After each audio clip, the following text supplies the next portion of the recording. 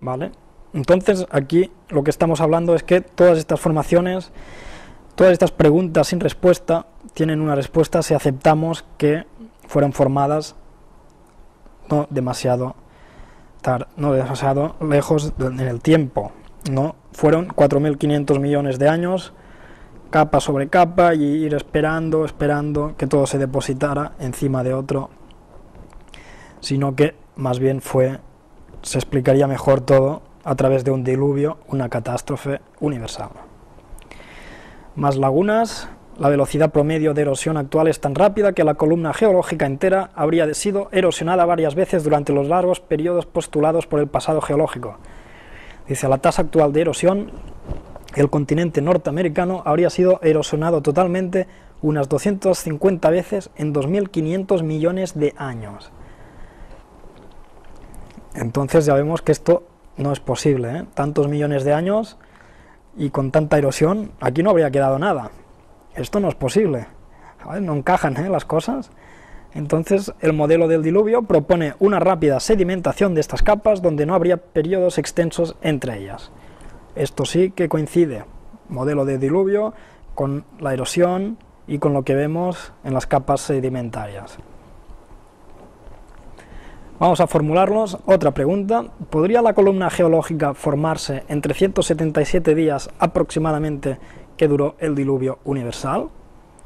¿No? ¿Podría haberse formado esta gran columna geológica de forma muy rápida, en un año más o menos? ¿Es posible esto? ¿Que las cosas en la naturaleza se formen rápidamente y que no haga falta millones de años? Vamos a verlo. Deposición rápida. En condiciones normales, tranquilas, los cambios en la superficie de la Tierra avanzan muy lentamente. Sin embargo, hay muchos ejemplos de acción catastrófica que nos permiten concebir cambios grandes en corto tiempo. ¿Qué nos está diciendo aquí? Que, claro, en la naturaleza, si no pasa nada excepcional, todo va pasando poco a poco, de manera lenta, pero cuando existe algún tipo de catástrofe, las cosas pueden ir bastante más rápido. Nos dice, algunas tasas de deposición actuales son tan rápidas que habría pocos problemas en depositar toda la columna en unas pocas semanas. Las corrientes de turbidez pueden depositar sus sedimentos en una localidad determinada en unos pocos minutos o menos y sobre miles de kilómetros cuadrados en pocas horas. ¿Vale? Estamos hablando de formación de columnas geológicas en pocas horas y de miles de kilómetros a través de las corrientes de turbidez que ya hemos hablado. Entonces, una sola megaturbidita que se encontró en España tiene un espesor de 200 metros junto con un volumen inmenso de 200 kilómetros cúbicos, y esto podemos encontrar muchos ejemplos de formaciones de este tipo que no han tardado millones de años en crearse, ha sido algo más bien rápido. Hay también otros métodos diferentes al de las corrientes de turbidez para una rápida deposición de sedimentos. Un diluvio intenso que dura un año podría depositar muchísimos sedimentos.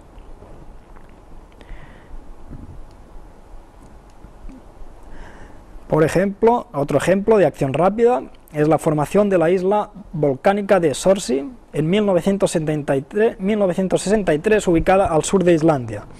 En 5 días se formó una isla de 600 metros de largo donde antes solo había habido océano libre.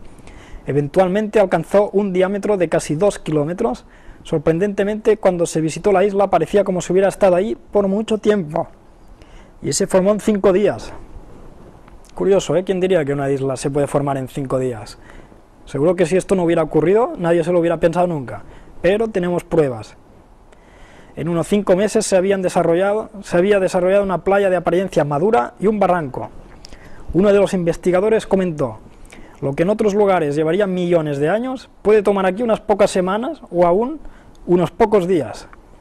En Sorsi fueron suficientes unos pocos meses para crear un paisaje tan variado y maduro que era casi increíble. Pues sí, estas cosas pueden pasar en la naturaleza a través de una catástrofe. Cosas que nos pensamos que tardan mucho tiempo, incluso hay gente que pensaría que tarda millones de años, pues puede pasar en pocas semanas. Pues aquí tenemos las pruebas. Hechos que han ocurrido y que hemos visto en la historia nuestra, aquí tenemos la isla de Sorsi, y ahora veremos un vídeo con toda esta formación de esta isla.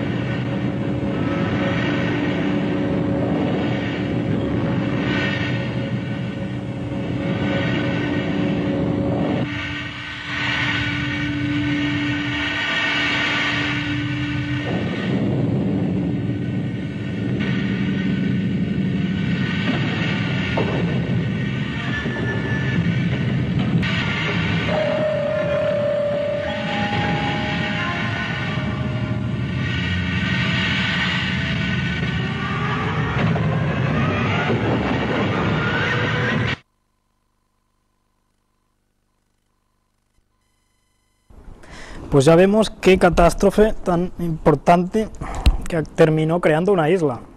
En pocas semanas, ¿eh? No hace falta millones de años. Pasamos a esta imagen, ya hablamos de esto en la segunda parte de la conferencia.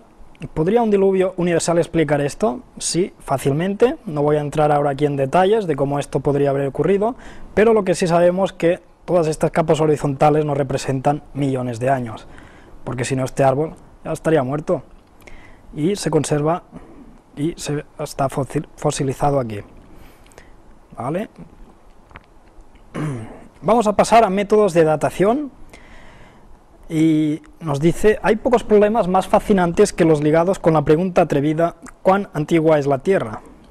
Con insaciable curiosidad los hombres han estado tratando de penetrar este secreto cuidadosamente guardado durante miles de años. ¿No? Esto es algo que nos gustaría saber a muchos 100%. ¿Cuán antigua es la Tierra? ¿Cuántos años tiene la Tierra? Pero posiblemente nunca lo sabremos y es un misterio, pero tenemos hechos que nos orientan a darnos una respuesta más correcta que otras. Vamos a hablar de algunos métodos que habíamos visto de datación, y solo los métodos de datación creados por el hombre, los absolutos, indican que la edad de la Tierra podría tener alrededor de 4.500 millones de años. Curioso, ¿eh? Solo los que hemos creado nosotros, algunos científicos, nos dan estos números, 4.500 millones de años.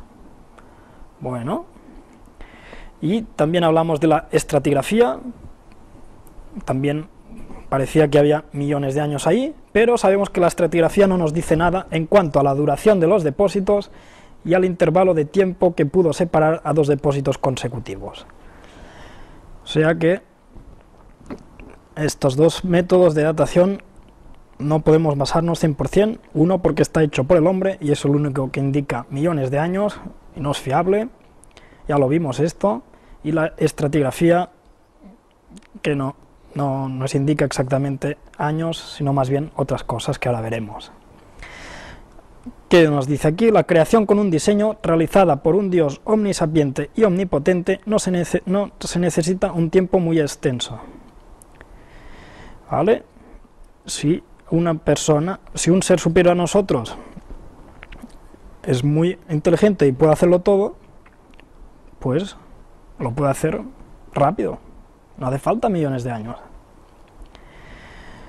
Por ejemplo, vamos a ver, la dendrocronología es la ciencia que se ocupa de la datación exacta de los anillos de crecimiento de las plantas arbóreas y arbustivas leñosas. Gracias a ella es posible fechar de forma exacta la edad de la madera, o sea, la edad de los árboles más antiguos del planeta. Sabemos que, contando anillos de los árboles, una vez cortados, podemos calcular tiempo que ha estado ese árbol ahí. Dice, el avance en el conocimiento de la técnica y la existencia de algunas especies muy longevas han permitido elaborar extensas cronologías a partir de los anillos de crecimiento. Por ejemplo, aquí tenemos el pino bristlecone, la especie más longeva del mundo, crece en California, Estados Unidos, y en la naturaleza hay una serie de árboles que nunca mueren, siempre están vivos. Curioso, pero esto pasa. Y se puede saber, estudiando estos árboles, los anillos que forman estos árboles, cuánto tiempo han estado ahí. Dice, usando esta especie se han logrado elaborar cronologías de más de 8000 años. Bueno, siguiendo aquí una nota de Wikipedia, se sabe, ahora ellos hablan de 8000 años, o sea que el árbol más antiguo que se ha encontrado tiene 8000 años, según ellos. Entonces, si el árbol más antiguo que conocemos tiene 8000 años, nada de millones de años. Incluso hay otros documentos que hablan de no más de 4000 o 5000 años para estos árboles.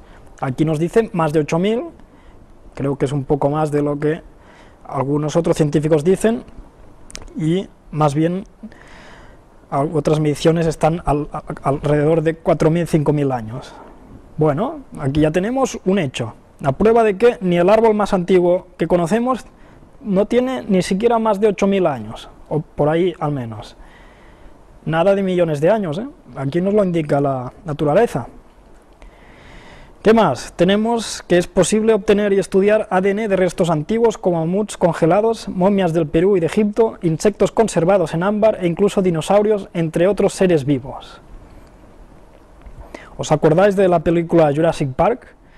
Que de un insecto, de un mosquito que está en una piedra de ámbar, le quitan el ADN y a través de eso crean los dinosaurios. Bueno, esto es más bien ficción, ¿eh? Pero sí que hay una parte de realidad, que es esta, que sí que se pueden sacar algunas muestras, ¿eh? de algunos objetos muy antiguos. Dice, las moléculas de origen y relevancia biológicos son extremadamente complejas y sufren por lo general procesos de degradación que las van alterando hasta hacerlas irreconocibles. Este proceso se acentúa con la complejidad de la molécula. El ADN y las proteínas son las moléculas más complejas de los seres vivos y algunos investigadores dedicados a su estudio fisioquímico consideran imposible que se pueda encontrar material genético identificable en restos que se datan en millones de años. Bueno, aquí tenemos otra prueba de procesos de degradación, sobre todo moléculas de ADN y proteínas. Estas moléculas se degradan, o sea, se van destruyendo con los años, aunque sea un objeto antiguo que ya está muerto, y sería imposible encontrar este tipo de moléculas o proteínas o ADN de un mosquito conservado en ámbar de hace millones de años. ¿Es así? No puede ser.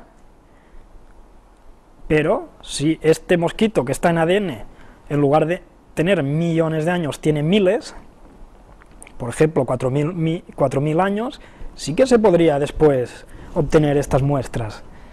No muestras completas, pero sí parciales, y esto es lo que la ciencia puede hacer. Pero esto es otra cosa, otro hecho que nos indica que nada de millones de años, porque si no, nada de poder sacar de un mosquito en ámbar algún tipo de ADN o molécula de lo que sea, porque no se conserva tanto tiempo, tantos millones de años.